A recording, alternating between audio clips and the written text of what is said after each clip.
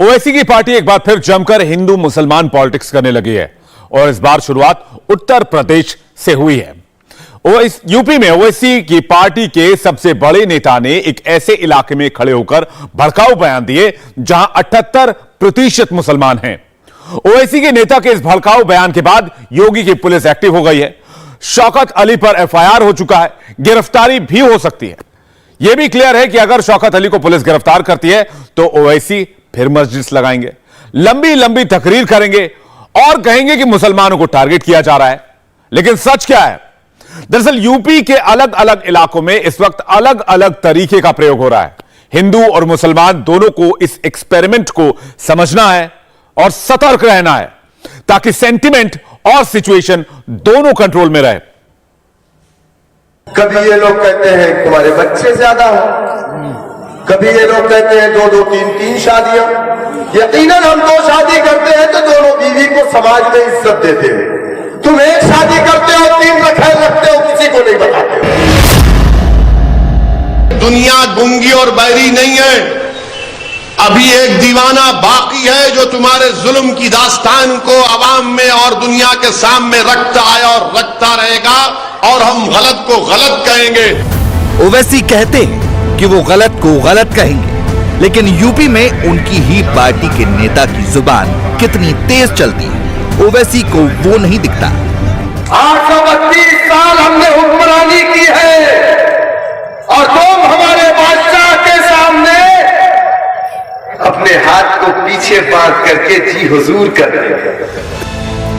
भाईजान जो तकरीर हैदराबाद से करते हैं, यूपी में उनकी पार्टी के प्रदेश अध्यक्ष उसी स्क्रिप्ट को याद करके आते हैं। आइडियोलॉजी दोनों की वही है, एजेंडा दोनों का एक है, लेकिन ओवैसी जो बात खुलकर नहीं बोलते, शौकत अली उसे खुल्लम खुल्ला कह देते हैं। ओवैसी कहते हैं ये देश हमारा है, मुगलों से हमारा कोई लेना देना नहीं, लेकिन उनकी ही पार्टी के शौकत अली खुद को सीधे सीधे मुगल का वंशज बता रहे हैं।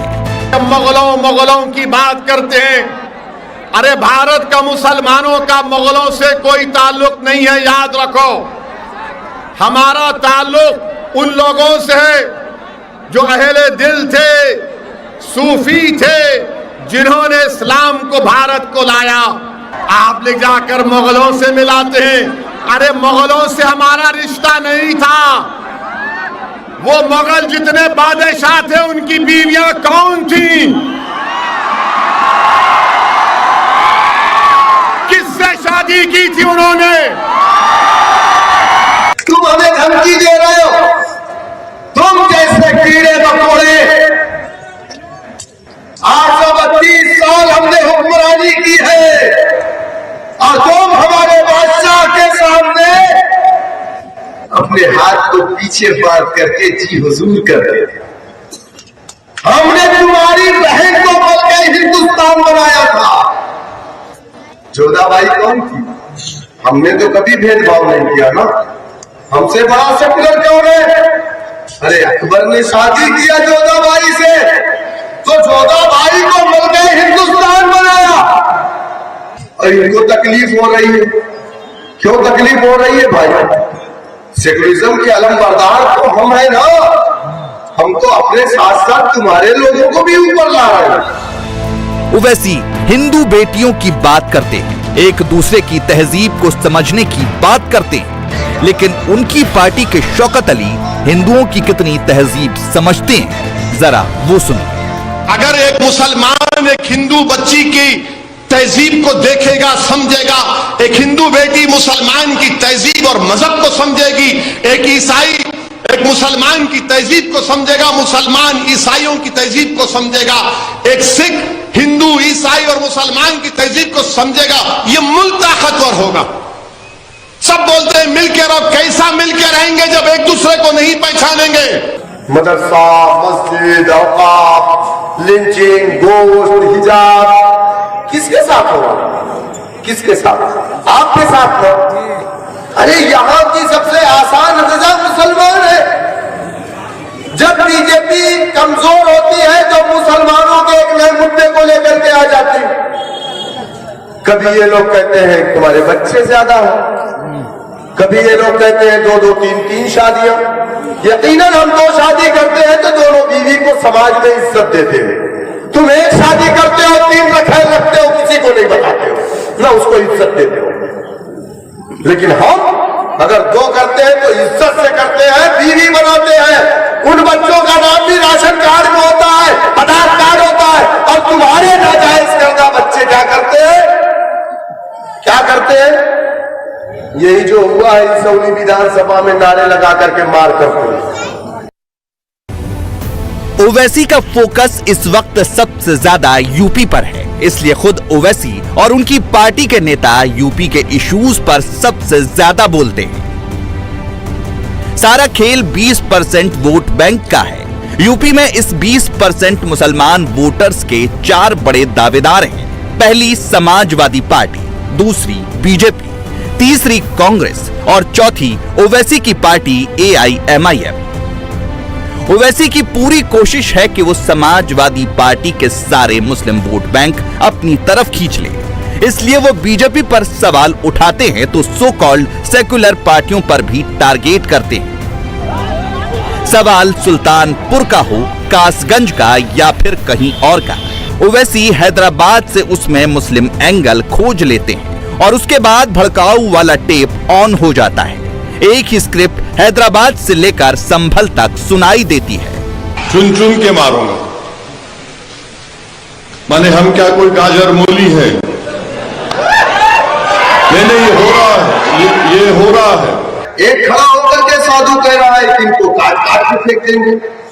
अच्छा, हम गाजर हैं, हम मूली हैं, हम प्याज हैं।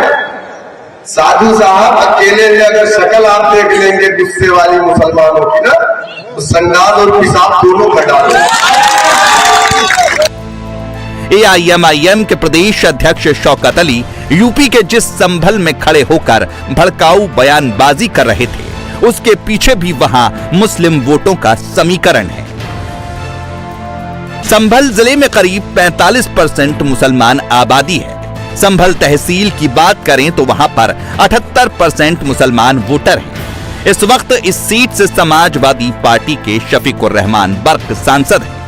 ओवैसी को यहां काफी संभावनाएं दिखती हैं, इसलिए वो यहां नजर गड़ाए हुए हैं। यूपी में जहां भी मुसलमान हैं, ओवैसी वहां पहुंच ही जाते हैं। अगर नहीं पहुंच पाए तो हैदराबाद के मंच से खड़े होकर वहां पर जाल फेंकते हैं। सुल्तानपुर इसका लेटेस्ट एग्जाम्पल है। सुल्तानपुर में दुर्गा मैया की मूर्ति विसर्जन को लेकर हिंदू और मुसलमानों के बीच बवाल हुआ। ओवैसी हैदराबाद में थे, लेकिन जैसे ही उन्हें वहां की खबर मिली तुरंत एक्टिव हो गए। 10 अक्टूबर के दिन उत्तर प्रदेश सुल्तानपुर ओसौली में एक वीडियो मैंने देखा जिसमें एक पुलिस का ऑफिसर है। उस पुलिस के ऑफिसर साहब, उनकी जबान इस तरह से है, माशाल्लाह लगता है कि वो एक स्कूल में पढ़े हैं जहां पर उनको मुसलमानों से नफरत और किताबों की जगह उनको गालियां सिखाई गई हैं। वो पुलिस ऑफिसर साहब क्या कहते हैं कि चुन चुन के मारूंगा, मिट्टी में मिला दूंगा।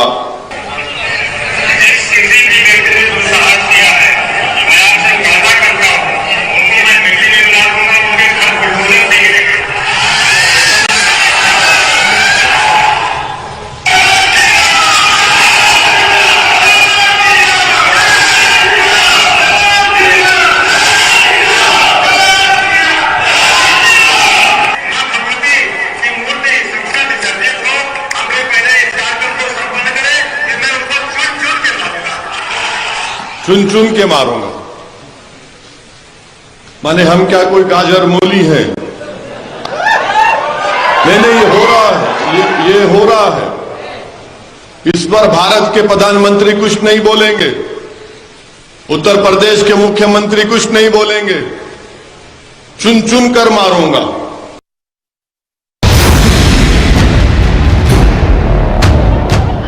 सुल्तानपुर में अभी मामला बिल्कुल ठंडा भी नहीं हुआ था कि कासगंज में नया बवाल हो गया। यहाँ एक इलाका है सौरो।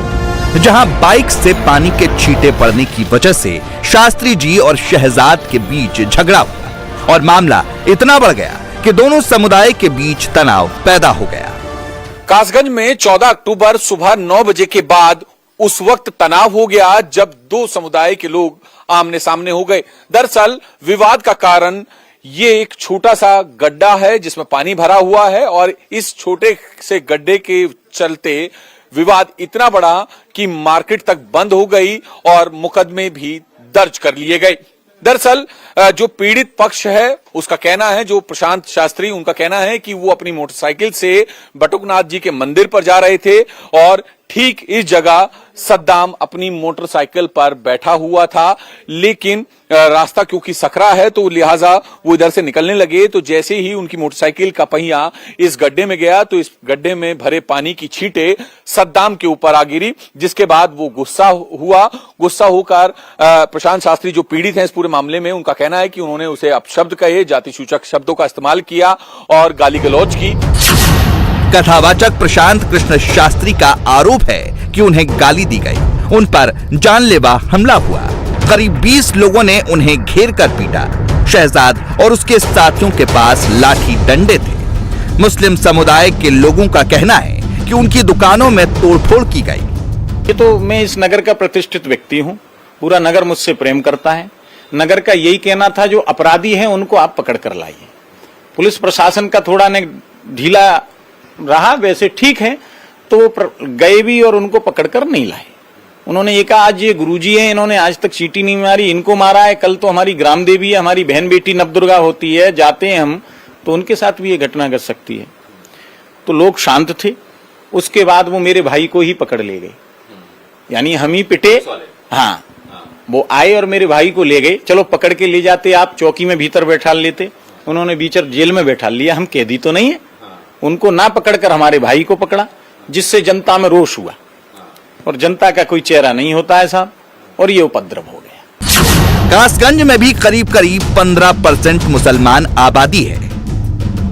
जिस इलाके में यह घटना हुई वो मुस्लिम बस्ती थी, इसलिए हिंदू समुदाय के लोगों की मांग है कि जिन लोगों ने कथावाचक से मारपीट की उनके खिलाफ एक्शन होना चाहिए। जब तक ऐसा नहीं होगा बाजार बंद रहेगा। मार्केट बंद करने का भाई क्रिया की प्रतिक्रिया होती हैगी।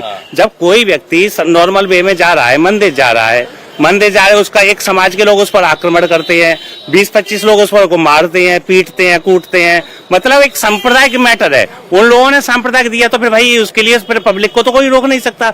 वो भी जो बंदा है जिसके साथ मारपीट हुई है एक संभ्रांत है, कथावाचक है, तो भाई उसकी जो शिष्य लोग हैं तो उसको कोई रोक तो नहीं सकता है। मार्केट में आपकी भी दुकानें बंद की थी? जी हाँ, कल हमने बंद करी थी। बंद इसी वजह से करी थी जब उन्होंने हमारे आचार्य जी पे हमला करा था, फिर हमने भी करा था हम लोगों ने, बस इसी। जी हाँ, पुलिस की कार्रवाई से कितना सब कुछ? भाई पुलिस की कार्रवाई तो ये बाद में सब कुछ हुआ था, सब कुछ होने के बाद।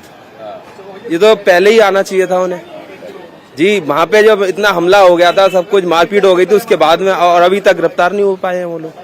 अब पुलिस की कार्रवाई से आप लोग संतुष्ट हैं? सर कुछ संतुष्ट हैं, कुछ नहीं है, क्योंकि ये बाद में आए थे। अगर उनसे कह रहे हैं जब मार्केट बंद हो रहा है उनको पकड़िए, तो उन्होंने लेट पकड़ा था। बस इसी बात पे हम संतुष्ट नहीं हैं। हिंदू मुस्लिम को लेकर यूपी बेहद सेंसिटिव स्टेट है। कहीं एक चिंगारी भर लगने की देरी होती है, तुरंत आग फैल जाती है और फिर शुरू हो जाती है सियासत। मदरसों को लेकर भी वही हुआ। यूपी में मदरसों में सर्वे शुरू हुआ तो खूब बयानबाजी हुई। अब तक सर्वे का करीब 80% काम पूरा हो चुका है। अब तक की जांच में यूपी में 6036 ऐसे मदरसे मिले हैं जिनका सरकारी रजिस्ट्रेशन नहीं है। सबसे ज्यादा 585 गैर मान्यता प्राप्त मदरसे मुरादाबाद जिले में मिले हैं। दूसरे नंबर पर बिजनौर है, जहां 450 गैर मान्यता प्राप्त मदरसे हैं। इनके अलावा बस्ती में 401, गोंडा में 281, देवरिया में 270, सहारनपुर में 258, शामली में 244, मुजफ्फरनगर में 222 और सिद्धार्थनगर में 185 गैर मान्यता प्राप्त मदरसे मिले हैं। अनरजिस्टर्ड मदरसे हैं तो कोई ऐसा क्राइम तो नहीं हो गया? ये कोई क्राइम नहीं कर रहे हैं, ये तो एजुकेशन दे रहे हैं, शिक्षा दे रहे हैं बच्चों को, और उन गरीब बच्चों को दे रहे हैं जो बड़े स्कूलों में अपने बच्चों को नहीं पढ़ा सकते। अगर अनरजिस्टर्ड हैं भी तो ऐसा लग रहा है जैसे कोई क़यामत सी आ गई, क्या हो गया।